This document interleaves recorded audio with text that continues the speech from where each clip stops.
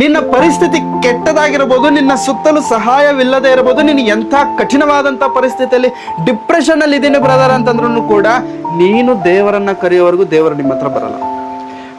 ನಾವು ದೇವರನ್ನು ನಮ್ಮ ಬಾಯಿ ತೆರೆದು ದೇವರೇ ನೀನು ನನಗೆ ಬೇಕು, ನೀನು ನನ್ನ ಜೀವನದಲ್ಲಿ ಬರಬೇಕು ಎಂಬುದಾಗಿ ದೇವರನ್ನ ಕೇಳೋವರೆಗೂ ದೇವರು ನಮ್ಮ ಜೀವನದಲ್ಲಿ ತಾನಾಗಿ ತಾನೇ ಬರಲ್ಲ. ಯಾಕೆ ಗೊತ್ತಾ? ದೇವರು ಎಲ್ಲಿ ನಿಂತ್ಕೊಂಡು ತಡ್ತಿದ್ದಾರೆ? ಬಾಗಿಲಿನ ಹೊರಗೆ ನಿಂತುಕೊಂಡು. ನಮ್ಮೆಲ್ಲರಿಗೂ ಗೊತ್ತು, ಪ್ರಕಟಣೆ 3:20, ದೇವರು ಬಾಗಿಲಿನ ಹೊರಗಡೆ ನಿಂತುಕೊಂಡು ತಡ್ತಾರೆ. ಇದನ್ನ ಒಬ್ರು ಫೋಟೋ ಮಾಡಿದ್ದಾರೆ, ಡ್ರಾ ಮಾಡಿದ್ದಾರೆ.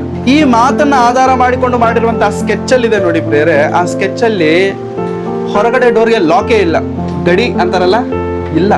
ಯಾಕಿಲ್ಲ? ಲಾಕ್ ಯಾಕಿಲ್ಲ ಅಂತಂದ್ರೆ ಆ ಲಾಕ್ ಇರುವಂತದ್ದು ಹೊರಗಡೆ ಅಲ್ಲ, ಆ ಡೋರ್ಗೆ ಲಾಕ್ ಇರುವಂತದ್ದು ಒಳಗಿಂದ. ಹೊರಗಡೆಯಿಂದ ಯಾರಾದ್ರೂ ತಟ್ಟುತ್ತಿದ್ರೆ ಓಪನ್ ಮಾಡಬೇಕಾಗಿರುವಂತದ್ದು ಹೊರಗಿಂದ ಅಲ್ಲ, ಒಳಗಿಂದ.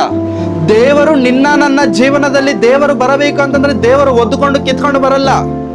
ನೀನು ಒಳಗಿಂದ ಓಪನ್ ಮಾಡಿದ್ರೇನೆ ದೇವರು ಬರ್ತಾರೆ. ಅದಕ್ಕೆ ನಾನು ಬಾಗಿಲ ಬಳಿಯಲ್ಲಿ ನಿಂತುಕೊಂಡು ತಟ್ಟುತ್ತಾ ಇದ್ದೇನೆ. ಯಾವನಾದ್ರೂ ನನ್ನ ಶಬ್ದವನ್ನು ಕೇಳಿ, ನನ್ನ ಸ್ವರವನ್ನು ಕೇಳಿ ಬಾಗಿಲನ್ನು ತೆರೆದರೆ ನಾನು ಒಳಗಡೆ ಬರ್ತೇನೆ, ಬಾಗಿಲನ್ನು ತೆರೆದರೆ ನಾನು ಒಳಗಡೆ ಬರ್ತೇನೆ. ನೀನ್ ತೆರಿಬೇಕು, ನೀನ್ ಕರಿಬೇಕು. ನೀನು ಬಾ ಅಂತ ಹೇಳೋವರೆಗೂ ದೇವರು ಬರಲ್ಲ.